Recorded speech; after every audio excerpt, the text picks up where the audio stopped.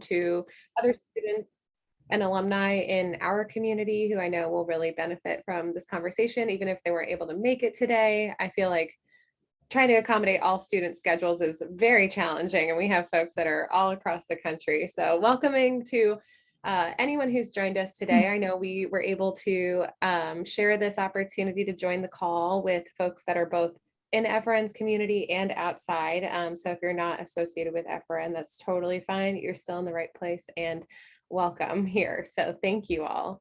I'm just really excited to be able to chat with these two amazing guest speakers. They have such fascinating careers, and I just feel like this is such a wonderful opportunity to add just another tool into everyone's toolbox as we think about, what kind of a career we might want to build for ourselves, and just what's coming down the road for us all in the future. So I'd love to just start by learning a little bit more about everybody who's joined us today. So I have just a couple of polls. Give me just a moment here. Miranda. Yeah, curious to know where you are, if you're a student currently, if you're working full-time, if you're a recent grad looking for a job. That'll help us as we kind of go through our conversation. Nice. Okay, so we have a little bit of a mix. We have a recent grads, and then we have somebody who's been in the workforce for a few years. That's great. And then I have one other poll to share with you all. Just select the option that best describes your interest in today's call.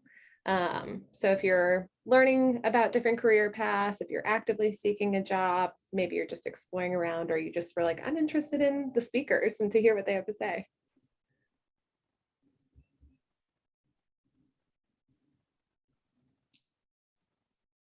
Great.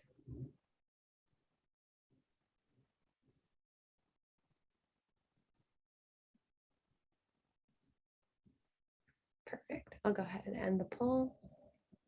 So it looks like we have some folks here to learn about different career paths and some folks that might be actively looking for a job. So that's really cool. I feel like we have a really good mix of everyone here. So again, thanks so much for taking the poll. All right, so now it's my pleasure to introduce our two amazing guest speakers, Amy Podlesack, Community Relations Manager at Land O'Lakes, and Jeffrey Walter, Corporate Responsibility Project Specialist for Consumer Love Brands, OXO, and Hydro Flask. Jeffrey and Amy have both had really dynamic careers transitioning between their roles in the public and private sectors. And it was so great. I was able to chat with them a little bit last week, and we were all talking about this concept that your career doesn't need to be defined by what you studied in school. Your skills and experiences that you gain over time can really translate into so many different kinds of jobs across different sectors. So I'm really excited to have you all hear more from these two guests. I've prepared a few questions for Jeffrey and Amy just to get the conversation started, and then we'll have some dedicated time for Q&A from the audience. But of course, I welcome everyone here to ask questions in the chat or through the Q&A function throughout our discussion, and I'll try to work them in as we go along. So with that, I think we can just go ahead and dive right in. So Amy, Jeffrey, I don't have a preference on who answers what first or whatever. You all can kind of decide for yourselves what you're comfortable with. But the first question that I'm hoping you can address is just to share more with us about your respective career paths. How did you get started, and what led you to the position that you have today? Yeah, I can go ahead and dive right in. So I have been out in the workforce since 2008 is when I finished college, so right in the middle of the recession. And I went from being a undergraduate biology and pre-med major to now working in community relations for a food and egg company, which does not seem like a direct linear path, but everything that I did along the way really led to where I've gotten to now. So I think that one of the key threads throughout my career is really an interest in community impact and service. When I decided not to go to medical school, I joined AmeriCorps and moved to the Chicago area and did a couple of years of service there, and then went on to get a master's degree in nutrition to build off of my biology degree, which was really just based on personal interest. And then also I had a connection into a graduate program that allowed me to get my degree. So just following some of the introductions and connections and networking that I had done through family and friends. And so once that wrapped up and I was doing some work, which was actually in toddler feeding behaviors, and now I have a toddler, so I get to practice that in real life. It really kind of made me realize, oh, this is interesting, but it doesn't feel meaningful. And so that's how I then stumbled into the nonprofit sector. And it was really all about connecting skills with job. And so I ended up in fundraising because I was really good at writing and research and communication and relationship building. And it was really a better fit to be on the development fundraising side than on a program or operations side. So I thought, oh, this is great. I'm going to have this career in nonprofit fundraising and I'm going to grow and develop. And after 4 or 5 years, I realized I don't actually like asking people for money, but I wanted to stay in an area that felt really meaningful to me. And having worked on corporate partnerships in nonprofit fundraising and that holistic picture, I set my sights on jumping to the other side and working in community relations on the corporate side. And so in my role at Land O'Lakes, I do build relationships with our nonprofit partners, but I also oversee other things as well, such as our employee giving, our corporate sponsorships, our in-kind donations, and some of our volunteerism strategy. That's so great. Thanks, Amy. Awesome. And thanks for the introduction, Erin. I'm Jeffrey Walter, and I work for 2 consumer products brands. One of them is Hydro Flask, very well known for our double insulated steel water bottles and other outdoor products. And then the other one is OXO, or you may know us as OXO, little red circle with white letters OXO. You might know us for kitchen tools like our lemon squeezer, our garlic press, and our tongs. I brought 3 over as my demo to introduce our brand. A lot of people say, I've never heard of that, but then they look around their kitchen and realize they have a whole lot of OXO products. So, and I even see a shout out that Amy loves the garlic press, so that's fantastic. I started off by going to Principia College and actually graduated the year right before our other panelists did. So right around the same time, right as the recession was starting. And I actually changed my major 3 times. I started off as a theater major, and then I changed to a French major, and then I finally landed on environmental studies. Fortunately, I was going to a liberal arts college, so changing a major was no big deal. And one of the most impactful moments of my time at college was that I went to a career seminar where they talked all about the importance of summer internships. So that led me to look around on idealist.org, which is a website where you can find different nonprofit jobs. And I ended up finding an unpaid internship with the Sierra Club as a campaign organizer, a very well-known national and international environmental nonprofit. And my highlight moment of working at the Sierra Club was when I dressed as an oil barrel to boycott ExxonMobil back when they were doing really bad things for the environment. Wow. So that was my first career highlight, as being dressed as an oil barrel during a protest. And then the following summer, after my junior year of school, I found a job interning with an urban planning nonprofit. And I'm gonna not only just tell you where I work, but also how I found the jobs, because I know people are kind of here to think about the career and how to network and find different jobs. The second internship I found by cold calling. I actually just looked up different environmental nonprofits in Chicago, and I found it, and I looked up the number for their director of environment, and I called and I said, I was wondering if you have any internships coming up. And she said, yes, we actually do. You can apply for it, and interviewed for it and got it. So that was really a great experience. My third internship was with a nonprofit in Chicago called the Alliance for the Great Lakes. And I founded a networking event where I was for my second internship. Their executive speaker was one of the executive director was one of the speakers. And afterwards I went up to him and I shook his hand and I said, I was wondering if you're hiring any interns. And he said, yes, we actually are hiring for a summer intern. So applied for that, interviewed for that and got that job. And then the last internship I had, the fourth one, was with the City of Chicago Department of Environment. And I got that one at another networking event where I was chatting with someone who worked there, and I asked her for her card. I took her out for an informational interview over coffee, and then she ended up hiring me as an intern. And then I got promoted to a full-time position. So I got my start in internships, which is one of my top 10 recommendations I'm going to give you later on in the call. After working with the City of Chicago for a couple of years, I moved to Boston. And I found a job working for a public health nonprofit doing LGBTQ research and education.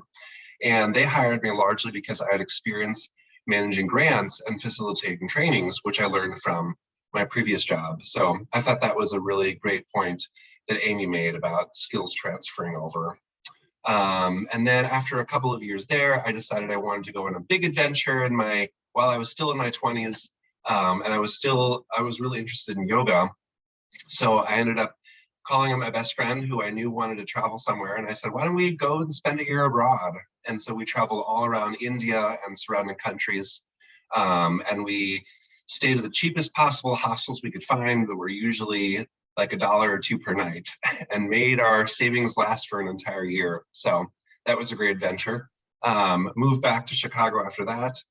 And I found a job with a nonprofit, sticking with the nonprofit industry, administering their environmental grants portfolio. They hired me because I had experience working with government officials from my last job, and also because I had that nice grants management experience. And then the second reason they hired me is that one of the people I worked with at one of my internships, I saw on LinkedIn that he knew the hiring manager for this job. So I reached out to him and I asked him if he would put a good word for me, and he did.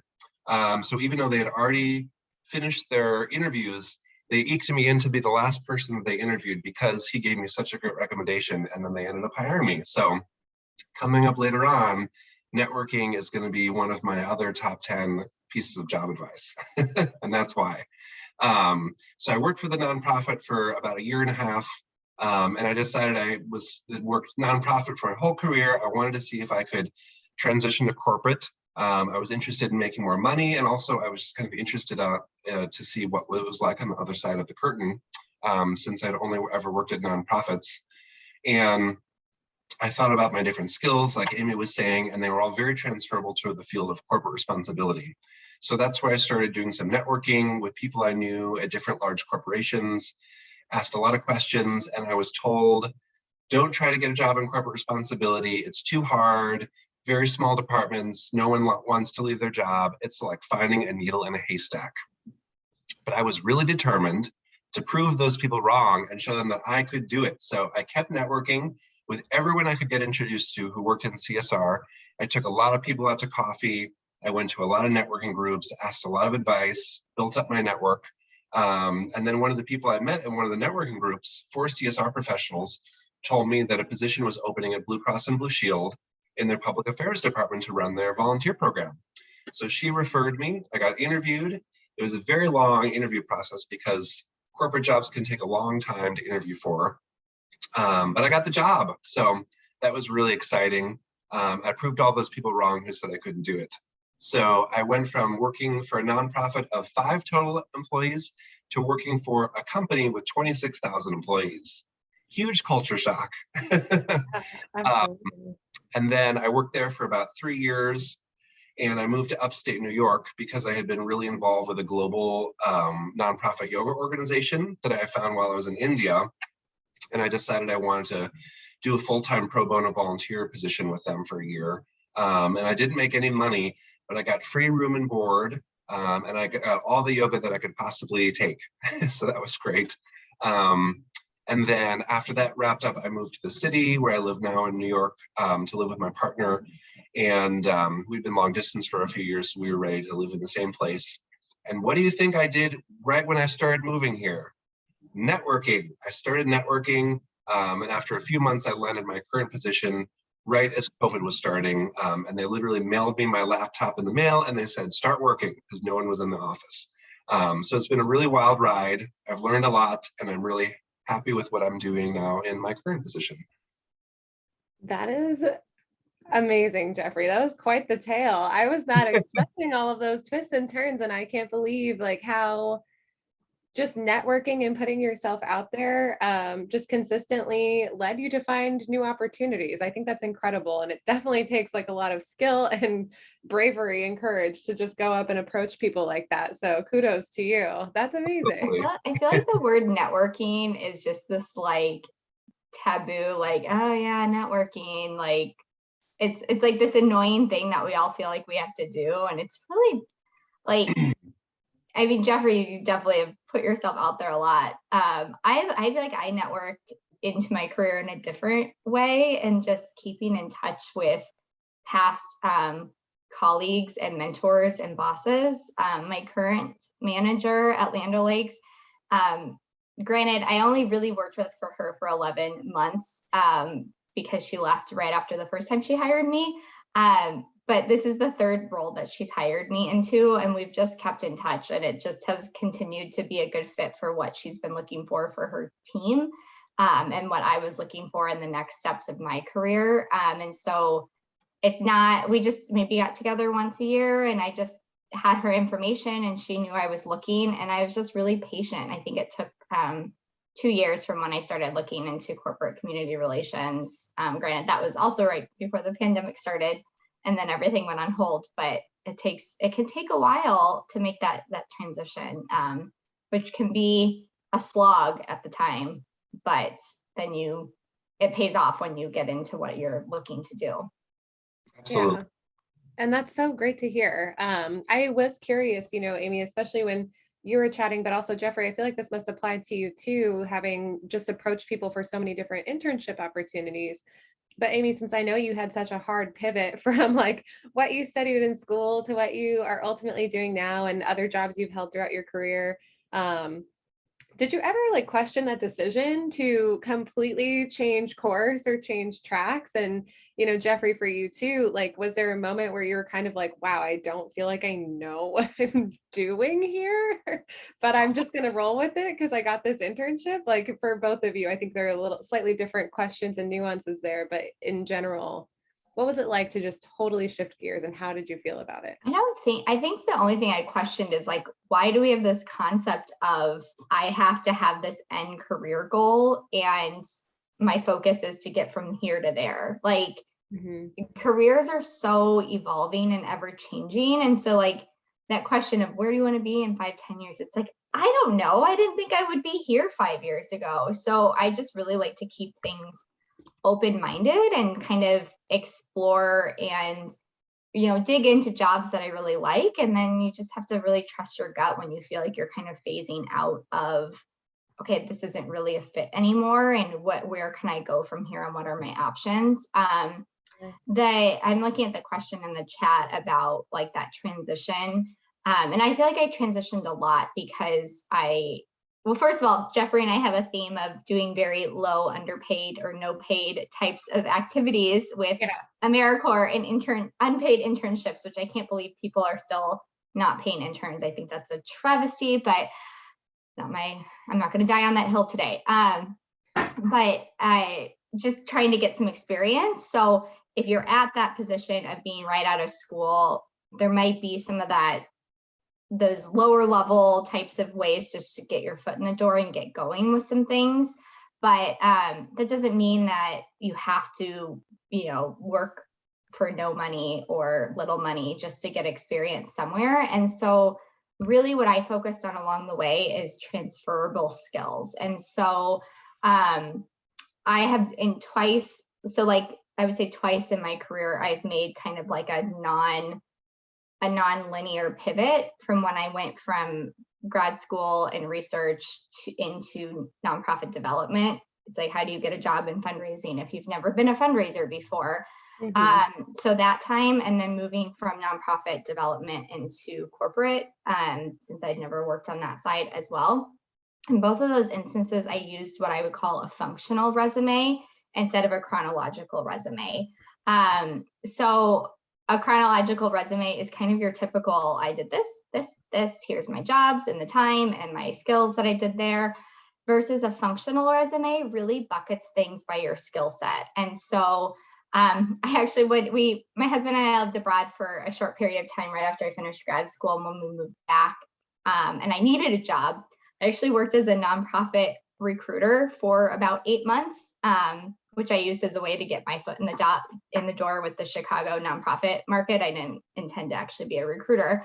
And that's how I figured out that my skills were really aligned with development. And so I basically created categories on my resume that were the skills I wanted to highlight. So communication, research, and data mining, relationship building. And then I pulled things that I learned from different jobs and experiences and put those under those those categories. And then I had after all of that, then I just listed work history, which was my titles and who I worked for and the timing. And that was just bing, bang, boom, listed out. So the a couple of things that I learned working as a recruiter for a very short period of time is, we all read, obviously, top to bottom, left to right. So the idea when you're looking for a job and to get somebody's attention is to pull the most important information up to the upper left-hand corner of your resume so that people are seeing those keywords and the things they want to see right away.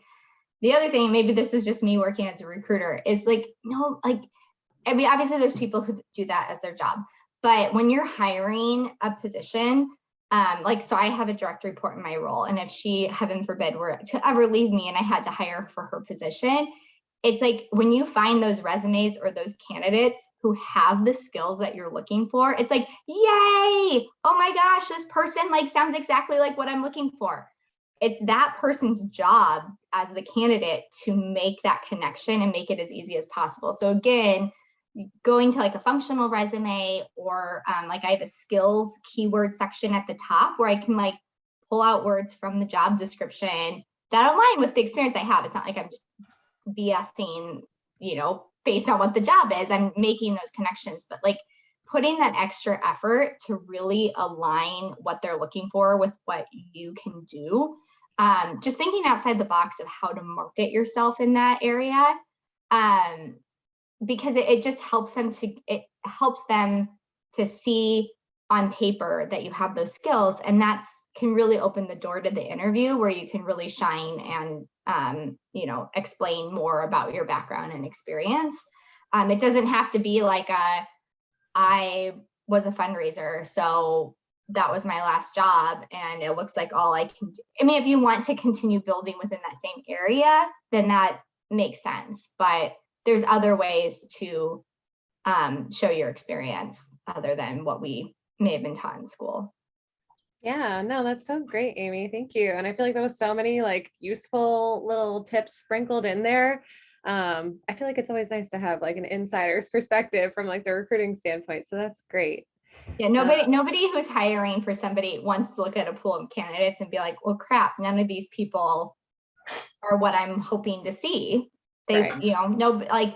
Especially if that's not your full-time job, you want to find somebody who is a great fit. And so if you can show somebody that you're a great fit, even though you didn't do that job exactly in your last role, then there's always a way to show that off. Yeah, no, that's great. That's so wonderful. Great advice. And for you, Jeffrey, I'm curious to know, what did it feel like to go from working at your very small nonprofit to then working for this company that had 23,000 plus employees? Did you question, am I in over my head? What did that feel like to you? Day one, I was like, how am I going to even figure this out? I would say I'm a big fan of the concept of #learning on the job, because you can really only learn so much in school, and then the rest you can pick up as you go along. It's been so interesting because we just hired an intern for our corporate responsibility department, and I was interviewing these people that knew all these skills coming out of college that I had no idea how to do. They were, they had their MBA in sustainable business, and they knew how to do life cycle assessments and greenhouse gas emissions assessments and all these technical things that I never learned in school, but I learned how to do those things with my current jobs along the way. So I think that's a big area to be confident, even if you don't feel like you can, you match every single one of the requirements on the job description, that they're looking for people with transferable skills and who can be nimble and learn on the job. I would also add on to what Amy said about resume building, and something that looks really great on resumes is volunteer experience. And really like thinking about what kind of volunteer position could I do that's relevant to the type of job that I want to get. And it gives a great opportunity for meeting new people, for gaining skills. And then on your resume, you can really not embellish or lie, obviously, but you can frame it in a way to the job that you're interviewing for to show the relevance. For example, when I worked at that internship in upstate, the pro bono volunteer position upstate New York, I didn't say that I was the unpaid front desk person that answered phones and taught yoga classes. I said that I was the public affairs manager, and I managed a staff of 5, and I administered the training, and I did the budgeting. And you can really think about, what skills am I learning at this volunteer opportunity that I can that are translatable to the type of job that I want. So I loved everything that Amy said about thinking through your resume and presenting it in creative ways. No, so helpful. That's wonderful advice already, and we're not even like in that phase of the conversation yet, so I can't wait to see what more is to come. But I would love to just switch gears slightly to just hear a little bit more about the roles that you both currently have. I know that you're both kind of involved in different types of, like, I know Amy, for you, it's in-kind giving, corporate sponsorship. And so I'm just curious to know how your respective roles kind of incorporate elements of sustainability or community-based impact, which might be something surprising for people who wouldn't typically think about that in your line of work. Yeah, Jeffrey, do you want to go first sure. on this one? Sure, I'll kick this one off first. So for my current position, I work across 2 brands, which is really exciting and sometimes really overwhelming, but I love the exposure to multiple different brands and business models. So on the OXO side, I manage our corporate giving program, which is through 1% for the Planet. And I love, of course, my favorite nonprofit I get to work with is Food Recovery Network, who's one of our current grantees and doing amazing work. And through this program, we contribute 1% of OXO's annual sales to support environmental nonprofits. And then we also get to be part of a global community of brands that has given more than $360 million. And then on the Hydro Flask side, I also run our corporate giving program, which is Parks for All. Hydro Flask being a very outdoors brand, we have our grants that focus on building, maintaining, and providing more equitable access to parks and the outdoors. And we have supported nonprofit projects over the past 5 years that have engaged more than 60,000 people in spending 382,000 hours outside, which is 43 years of time. I was giving this presentation the other day and someone was like, how many years is that? And I said, I have no idea. Would you do the math? So he came back to me and said that in the 5 years we've had the program, we have gotten 43 years of outdoor time through working with our different nonprofit partners. So I love that. That's my new statistic that I talk about. And then in addition to running our 2 giving programs, I also support some of our different environmental sustainability initiatives. So examples are measuring our greenhouse gas emissions and setting reduction goals, warehouse recycling projects, product life cycle assessments, learned all those on the job, never learned those in school. And then also working with stakeholders in different departments across our company to really integrate sustainability into their business practices. Because our corporate responsibility department is a team of 2, it's just me and our director. And so we really have to make our model all about empowering leaders in other departments to step forward and lead corporate responsibility initiatives, because there's just no way that 2 people can run all those different programs. So we love working with different cross-departmental leaders. And then lastly, I also support some of our different diversity, equity, and inclusion initiatives, which are led by our HR team, but with coordination help from our corporate responsibility department. And I really love my job. I feel like it's my dream job that I've always wanted, because being a sustainability nerd, I've always wanted to work for a company that makes things, because even if you make tiny little environmental improvements to this lemon press, they make such a huge difference when you multiply it by the thousands and thousands and thousands lemon presses that we make and ship every single year. So I love being able to make that tangible difference. How about you, Amy? Yeah, so sustainability in particular at Land O'Lakes is kind of woven throughout the company. We don't necessarily have like an environmental focus within our community relations team. We focus on hunger relief, education, and community vitality as kind of overall arching pillars. But one of the beauties of being on a small team within a big company, so we have a team of 6, which is half community relations, half foundation. And by community relations, it's really like I spend our corporate dollars, which is a separate budget from our foundation dollars, which has more tax implications and financial tracking and stuff that goes along with it.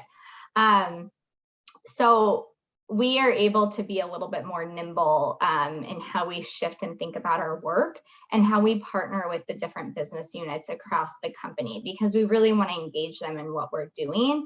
And so Land O'Lakes actually has a small business unit that we call Truterra that is more of our sustainability work.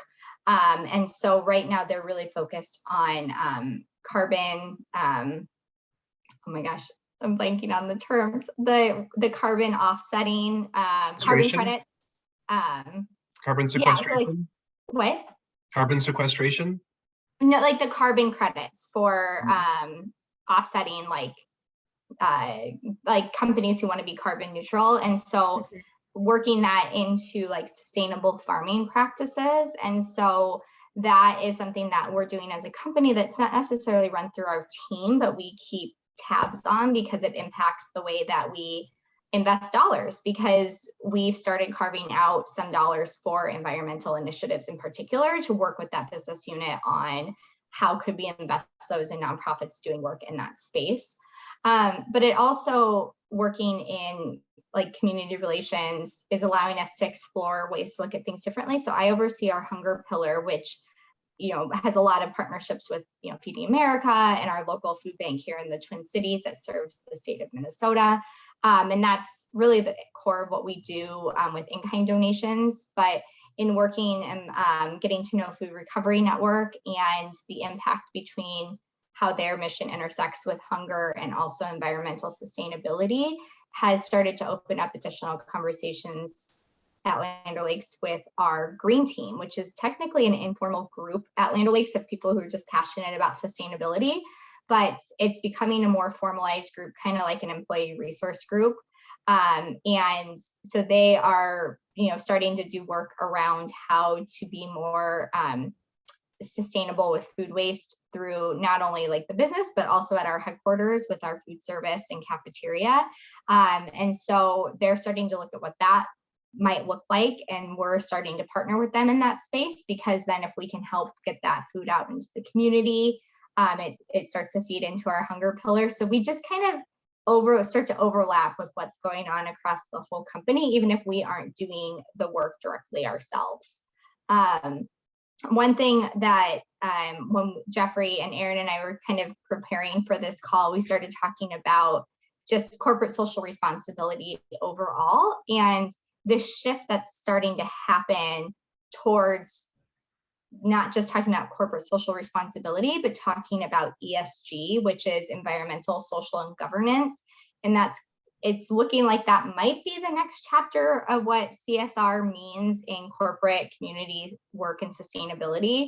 And so I recently met with a colleague, or not a colleague, a peer at another company here in the Twin Cities, and they have recently created their director of community relations has been promoted to VP of ESG, and they have sustainability, community relations, and DE&I work all under that umbrella, which I think is a really cool model. We're not there at Land O'Lakes in particular, but we are starting to put together our first ESG report and put together some metrics around that. And our community relations team is definitely a part of that, because we do a lot of investments Obviously on the social side, that really is all of our work. And so it's great to see that evolution and be a part of what's going on and help to make strategic decisions around where we should go with that. So a lot of, I don't know, Jeffrey, it sounds like you're a team of 2. And so when you have these really small teams, I feel like there's less red tape to make decisions on where you want to go with things. And there's not as many people, at least on our end, I feel like that need to be involved in the decision process. You know, I would have said that when I worked at Blue Cross, but now Hydro Flask and Oxford are both owned by a parent company that's a publicly traded company. Hashtag red tape alert. Every time we want to say anything, has to go through legal, and does it conflict with the earnings report, and what would the board think? So even having a department of 2, we still do have our challenges, but we still make the case because our board and our corporate team know how important corporate responsibility, and like you were saying, ESG is, and that if companies aren't on top of it, they're going to be left behind, because people really do prioritize companies that are making a difference in those areas in their buying decisions. So right with you on that. And I love that you all have some great sustainability work going with agriculture.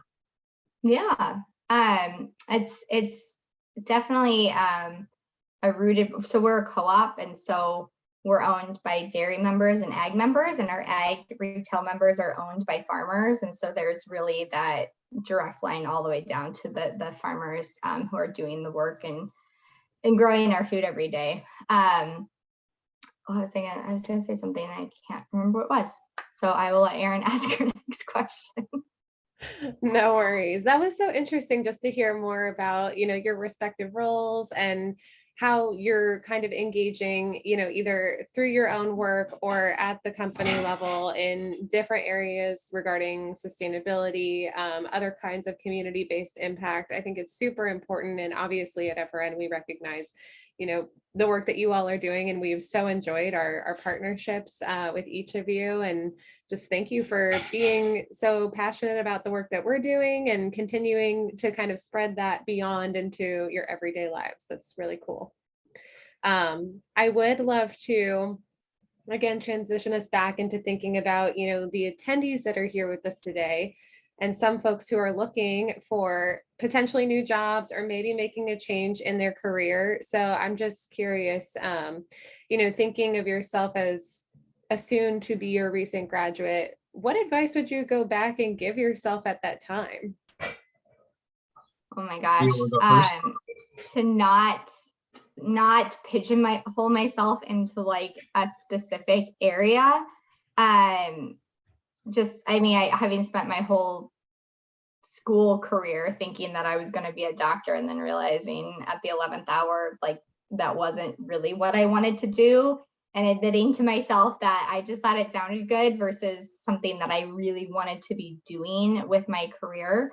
Also, I found that it's really all about building skills in it and working for a good company and a good manager. So finding somebody that you enjoy working for, who values your opinion and values you as an employee, and at a company that has a culture that you think is a really good fit for you. Because once you get your foot in the door at an organization or a company and start building skills, if you find that your job in particular maybe isn't the right fit, but you really like that organization, it's so much easier to move around within the organization and network and meet other people. I know at Land O'Lakes, we have like this whole new system where people can work on like gig projects for other departments and as a way of building skills, and they want to develop and retain their talent. So companies don't want to lose good people, and they'll find a place for you if there's something else that you want to be doing. So it's really less about like that, that particular job. And it's really about how do I learn what I want to learn in order to get better at what I'm doing now. And then along the way, you'll figure out what you like and you don't like. And it allows you to shed the things that you don't like doing and continue focusing on the things that you do like doing. And that's how you evolve throughout your career. And you just never know what other types of positions will open up. We talked a lot about in the prep for this call. I really just want to bust up this idea of like specific career fields and types of careers, and this idea that we ask kids like, what do you want to be when you grow up? And it's always these like doctor, teacher, singer, athlete. It's like these very like visible bucketed careers that we think are like the only options. And then you start your you get into the working world and you start meeting other people, and you work at a company, whether it's big or small, and you hear about all these different jobs and all these different things that make our economy function.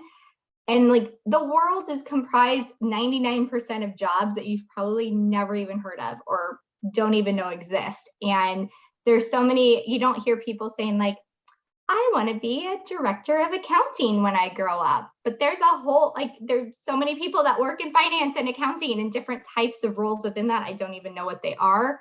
And they so get paid very well. What? And they get paid. And they get paid very well. The accountants always make the money. And Yes. when you think about when the you fact know that they're how to the ones who manage the work with money, you make the money. But it's just, I mean, my husband works in like sales enablement for a medical supply company. I don't even know what sales enablement means. I just know he manages a bunch of people that do stuff with Salesforce. Is that a job he knew that he could have when he got out of college? Definitely not. It's like, there's just so many different things out there you can do that trying to focus on the job versus on like culture and manager and skills could really kind of suck you into like a very closed-minded hole of what you could be doing with yourself. So, Jeffrey, additional thoughts?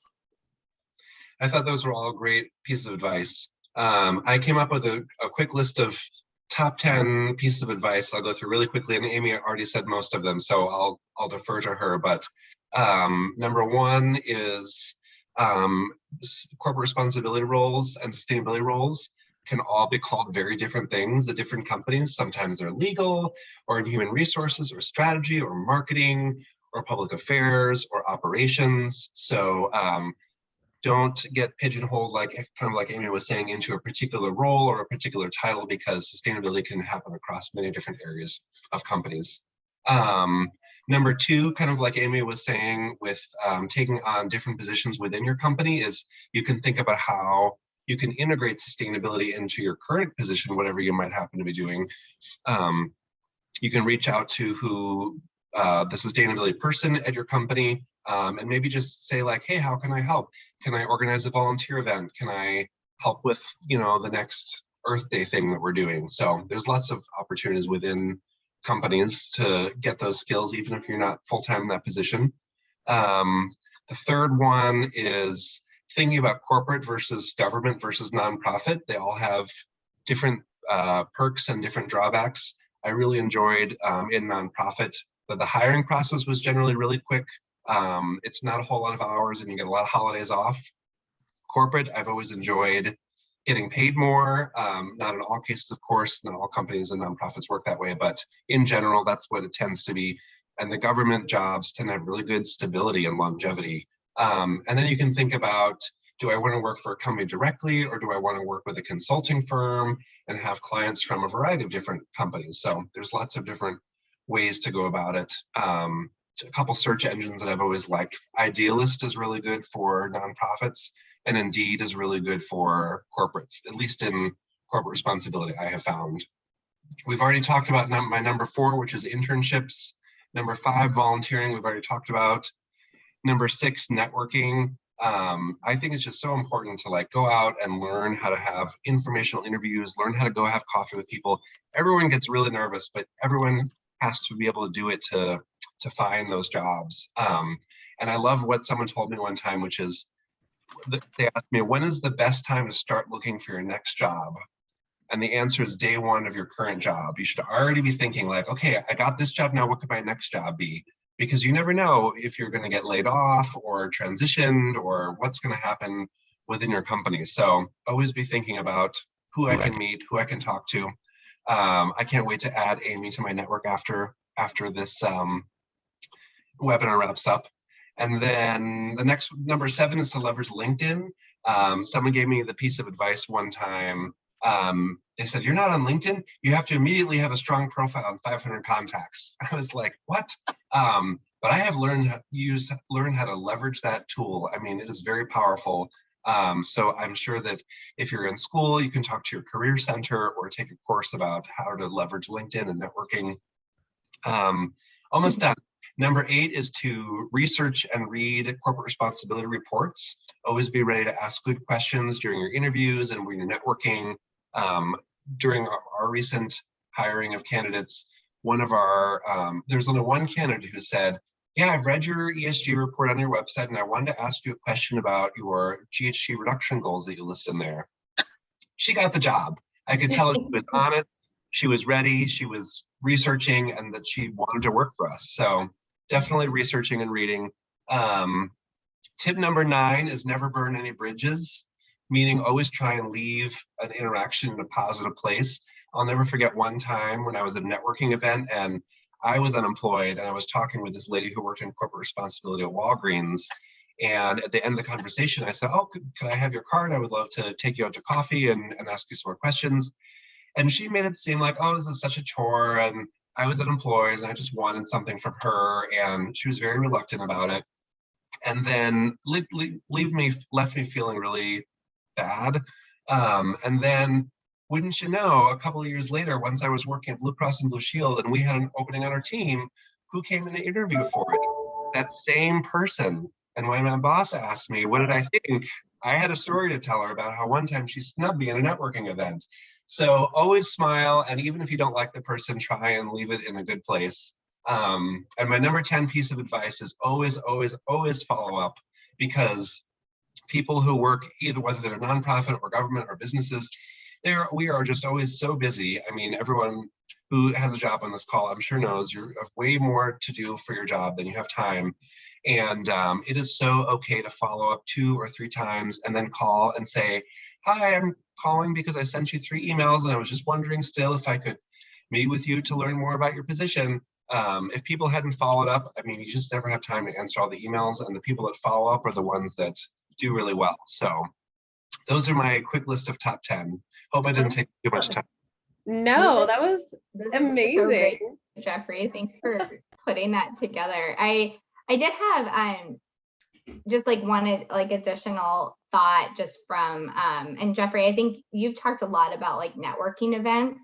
And I just hadn't touched on some of the, so of course this is local to the Twin Cities, but like some of the professional groups or associations or councils that are related to what you're interested in. There's a lot of stuff going on in the community. And so when I worked on the nonprofit side, I got our organization involved with the Corporate Volunteerism Council, which is both for my job, but also then selfishly for me to network with a bunch of companies who do volunteerism and get to know some of their community relations people.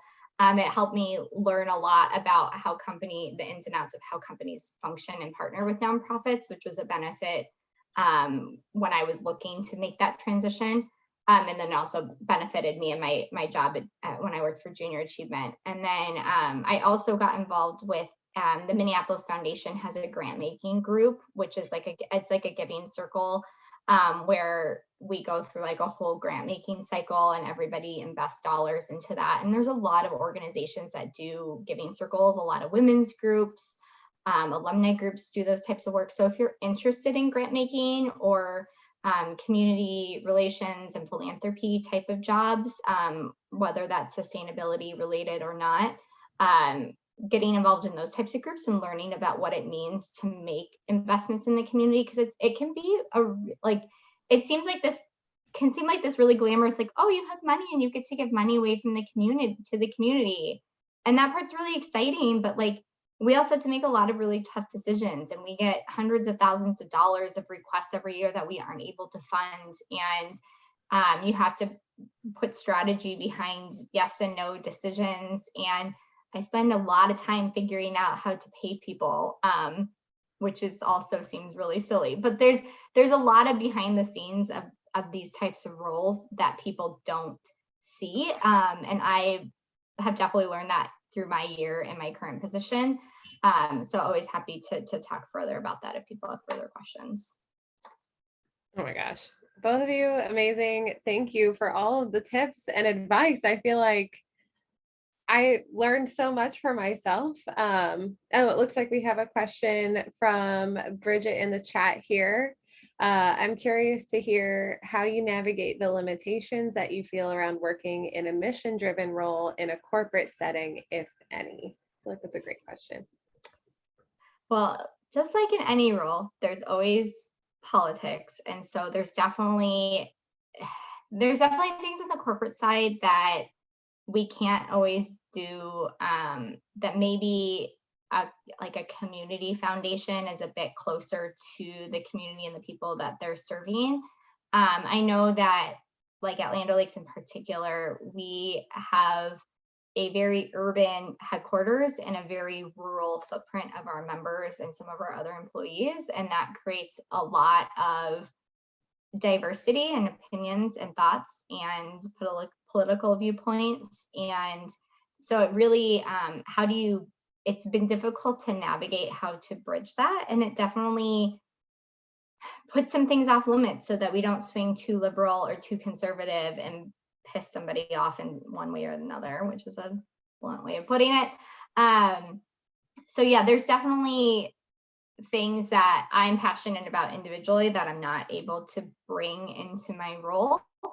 But I think that, that's part of the strategy work, is helping to define what types of missions and nonprofit organizations that company is going to align with, and then how that circles all the way up to the CEO and the viewpoint that they have for the company. So we've really shifted a lot more to our rural investments, because that's really important to our CEO and the work that she's doing around digital broadband in farming communities. And it's called the American Connection Project. And it's how do we better support rural communities and help them to have the infrastructure that they need to function in a modern society and be a part of what's going on and connected to everybody. And so that emphasis has again shifted us in what we're focusing on currently. So there is that nimbleness that allows you to kind of explore new things year after year, but sometimes there are some parameters around it. Jeffrey, do you feel like you want to chime in and add to that? I feel like Amy answered that question really well. And there's also one other kind of piece of advice I wish I'd given myself in college. So I'm going to instead answer with that, which also relates to mission driven. This is coming from me personally, not from my company. And Amy, cover your ears for me because you might not like hearing it. But I just wanted to make a plug for, since this is a sustainability webinar with Food Recovery Network, does anyone know the single most effective way that you can reduce your emissions right away? And the hint is you do it 3 times a day. The answer is eating. And again, Amy, don't listen for a moment, but research shows that livestock and their byproducts contribute to 51% of greenhouse gas emissions.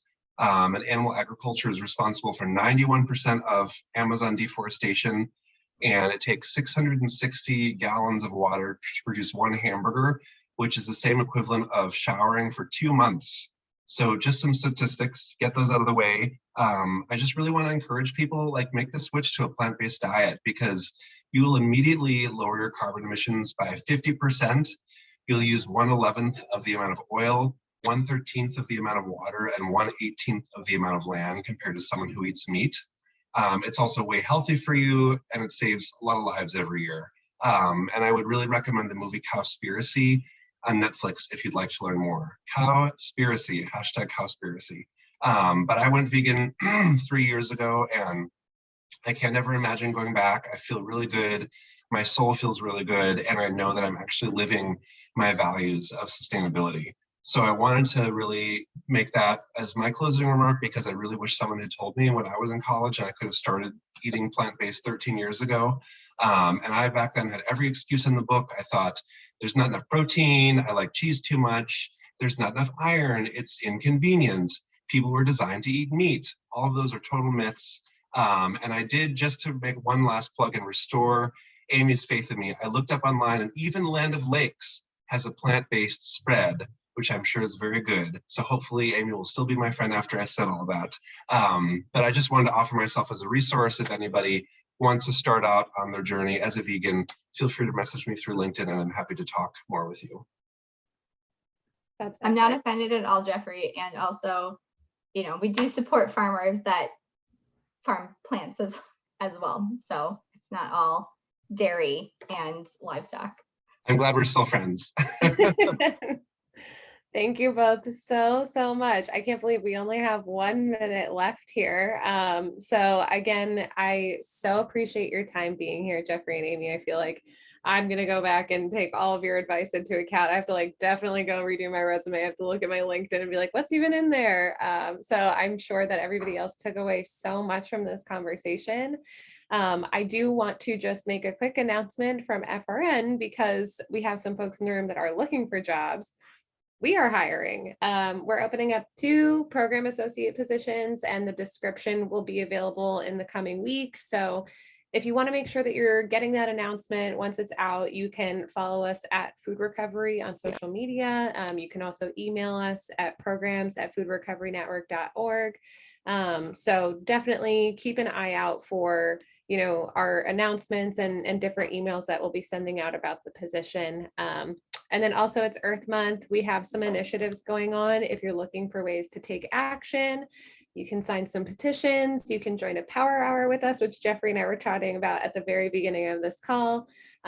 Super impactful way to get involved in reducing food waste and food loss across the country. So those are just a couple of things coming up from our end. But once again, I just want to say thank you to Amy and Jeffrey. This was such a fun hour of time together, and I just really appreciate you both being here. So it was great to hear more about everything that you're working on, and thank you so much. Thank you, Thanks for Erin. inviting Thanks, us, Amy. Erin. Of course. Thanks, Have a everyone. great rest of your day. You too.